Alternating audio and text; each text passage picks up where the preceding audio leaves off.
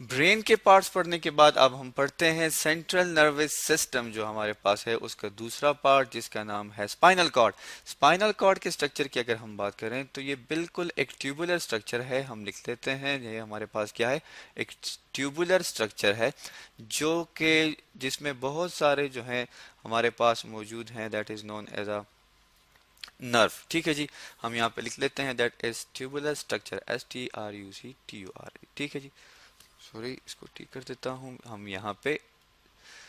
अब इसमें जो है हमारे पास मौजूद है नर्व, बंडल ऑफ नर्व्स मौजूद हैं। अब नर्व के बारे में हमने पढ़ा था कि नर्व जो है हमारे पास डिफरेंट क्या होते हैं जी, सेवरल एक्सोन के यूनियन होती है। हम लिख लेते हैं that is union of several, several means कई। अब इसमें हमारे पास मुख्तलिफ किस्म के एग्जॉन आ जाते हैं, that is known as a sensory. जो हमारे पास थे सेंसरी न्यूरॉन्स थे, सेंसरी नर्व थे, मोटर नर्व थे, मिक्स नर्व थे, उन सब की एग्जॉन जो है वो इस नर्व में हमारे पास मौजूद होती हैं, तो हम इसे कहते हैं यूनियन ऑफ सेवरल नर्व।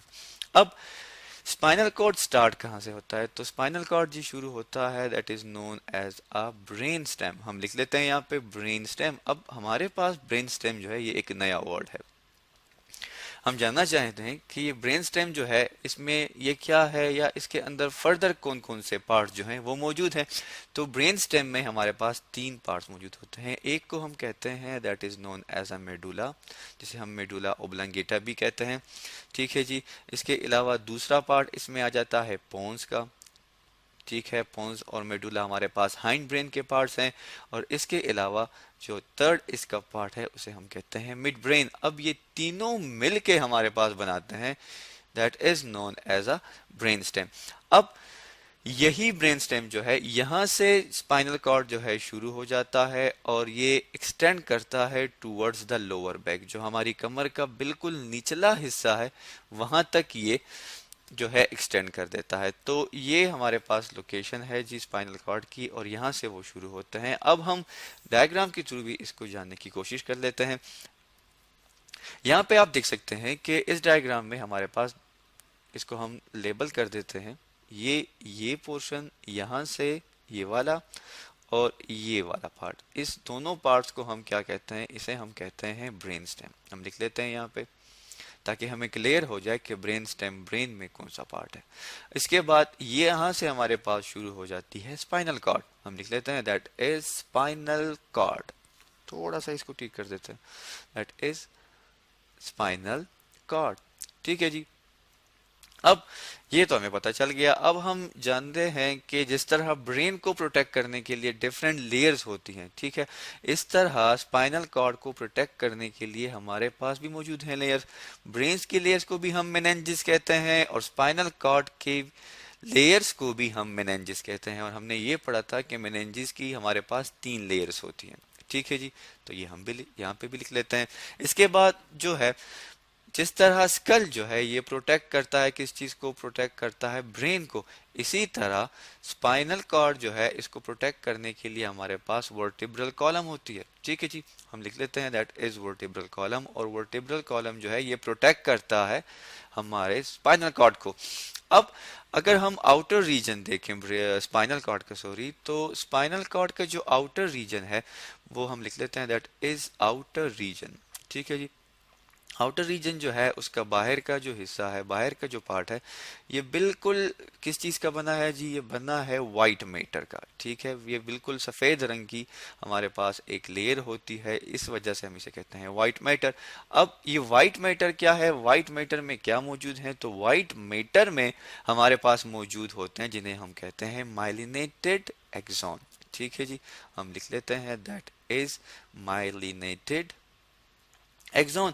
अब माइलिनेटेड, आपको पता है कि जब हम स्ट्रक्चर पढ़ रहे थे न्यूरॉन्स की तो हमने ये कहा था कि एक्सॉन को कवर करने के लिए फैट से बनी हुई एक लेयर होती है जिसे हम कहते हैं माइलिन शीट।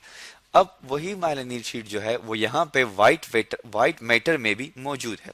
ठीक है, अब ये हो गया इसका आउटर स्ट्रक्चर। अब हम देखते हैं कि इसका इनर या इसका जो सेंट्रल रीजन है वो किस चीज का बना हुआ है या उसमें कौन कौन से पार्ट हैं।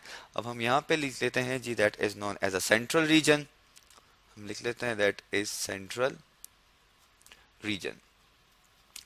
अब सेंट्रल रीजन में हमारे पास कौन कौन से पार्ट्स मौजूद हैं या इसमें क्या है, तो अगर हम पहले इसके स्ट्रक्चर के बारे में थोड़ा डिस्कस करते हैं कि सेंट्रल रीजन जो है ये बिल्कुल बटरफ्लाई की तरह दिखता है। जिस तरह एक बटरफ्लाई होती है, एक तितली होती है, उसी तरह जो है हमें ये सेंट्रल रीजन जो है स्पाइनल कॉर्ड का ये नज़र आता है। जैसे बिल्कुल उसी की तरह एक एनिमल, जैसे कि उसके दो पर होते हैं, बटरफ्लाई जो हमारे पास है उसकी बॉडी होती है। आप इस डायग्राम में भी देख सकते हैं। यहाँ पे ये देखें, ये जो पोर्शन है हमारे पास यहाँ से यहाँ तक, ये बिल्कुल बटरफ्लाई की बॉडी की तरह है। और ये जो दो यहाँ से वेन्स निकली हुई हैं या ट्यूब्स निकली हुई हैं या रूट्स निकली हैं, ये उसके विंग्स की तरह है। सो इस वजह से हम इसे कहते हैं कि इसका जो सेंट्रल रीजन है ये बटरफ्लाई की तरह दिखता है। अब इस सेंट्रल रीजन ने सराउंड किया हुआ है जी, किस चीज को हम यहाँ पे लिख लेते हैं, इसने सराउंड किया है हमारे पास जिसे हम कहते हैं that is known as a central canal. एक सेंट्रल कैनाल है, ठीक है जी। एक सेंट्रल में एक नाली सी पाई जाती है जिसको ये क्या करता है, सराउंड करता है। अब उस कैनाल में क्या मौजूद है, उस कैनाल में हमारे पास मौजूद है that is known as a grey matter. उसे हम क्या कहते हैं, उसे हम ग्रे मैटर कहते हैं। अब ग्रे मैटर जो है ये किस चीज का बना हुआ है, ग्रे मैटर जो है ये हमारे पास बने हैं न्यूरॉन्स की सेल बॉडी। हम यहाँ पे लिख लेते हैं that is made up of cell body of neurons. ठीक है जी, सेल बॉडी किस चीज की, न्यूरॉन्स की। सेल बॉडी के बारे में आपको पता है कि सेल बॉडी में हमारे पास दो चीजें होती हैं, एक को हम कहते हैं एक को हम कहते हैं डेंड्राइट्स और एक को हम कहते हैं न्यूक्लियस। अब ये हमारे पास ग्रे मैटर हो गया। अब स्पाइनल कॉर्ड से तकरीबन हमारे पास 31 पेयर जो है वो निकलते हैं किस चीज के, स्पाइनल नर्व के। हम लिख लेते हैं 31 पेयर्स है हमारे पास किस चीज के हैं, स्पाइनल नर्व के हैं। इसको हम थोड़ा सा ठीक कर लेते हैं, दैट इज स्पाइनल नर्व के। मतलब ये है कि स्पाइनल कॉर्ड जो है इससे निकलने वाली जो हमारे पास नर्व है वो तकरीबन कितनी है, हमारे पास 31 पेयर्स हैं। ठीक है, तो क्यों, अब ये जो है स्पाइनल नर्व ये कहाँ से अराइज होती है, ये स्पाइनल कॉर्ड से अराइज होती है। अब इसमें कौन कौन सी नर्व्स मौजूद हैं, तो हम कहते हैं कि इसमें हमारे पास मौजूद हैं मिक्स्ड नर्व। हम लिख लेते हैं कि ये हमारे पास कौन सी नर्व हैं, that is known as a mixed nerve. अब मिक्स्ड नर्व जो है इसमें हमारे पास क्या मौजूद है, ये आपको भी पता है कि इसमें मौजूद होते हैं हमारे पास एक्सॉन। किस चीज के, एक्सॉन ऑफ, हमारे पास दो ही नर्व न्यूरॉन्स हैं एक्सॉन किस चीज के, सेंसरी न्यूरॉन्स के। हम लिख लेते हैं सेंसरी एंड मोटर न्यूरॉन। ठीक है जी, तो इन दोनों के एक्सॉन जो है हमारे पास मौजूद हैं। हम यहाँ पे लिख लिया that is axon of sensory and motor neuron. अब अगर हम देखें इस डायग्राम में तो हमें दो पाथवेज या दो रूट्स या दो रास्ते जो हैं वो नजर आ रहे हैं। एक यहाँ से ये वाला जा रहा है, हम इसको ब्लैक कर देते हैं, ठीक है जी। एक यहाँ से ये वाला जा रहा है और एक यहाँ से ये वाला, इसी तरह यहाँ से और ये यहाँ से। तो हमारे पास जो रूट्स हैं हम यहाँ पे लिख लेते हैं, वो हमारे पास दो रूट्स हैं जो कि अराइज होते हैं किस चीज से, फ्रॉम द स्पाइनल कॉर्ड। एक को हम कहते हैं डॉर्सल रूट, हमने यहाँ पे लिख लिया दैट इज डॉर्सल रूट क्योंकि ये डॉर्सल साइड पे होता है। और एक को हम कहते हैं वेंट्रल रूट क्योंकि ये वेंट्रल साइड पे होता है। अब डोर्सल रूट में क्या है और वेंट्रल रूट से क्या आता है क्या नहीं आता, तो डोर्सल रूट में हमारे पास मौजूद है जिसे हम कहते हैं that is known as a sensory axon. हमारे पास इसमें क्या मौजूद है, सेंसरी न्यूरॉन के जो एक्सॉन हैं वो मौजूद हैं और प्लस हमारे पास गैंग्लियन मौजूद है। गैंग्लियन क्या है, गैंग्लियन के बारे में हमने ये पढ़ा था कि ये सेल बॉडी होती है हमारे पास किस चीज़ की, न्यूरॉन्स की, जिसको कवर किया होता है या इन्वेलप किया गया होता है बाय अ मेम्ब्रेन। तो यहाँ पे हमारे पास गैंग्लियन एक गुच्छा सा मौजूद होता है। वेंट्रल रूट पे हमारे पास जी मौजूद है जिसे हम कहते हैं एक्सॉन ऑफ मोटर नर्व। इसमें एक्सॉन मौजूद है किस चीज़ की, मोटर नर्व की।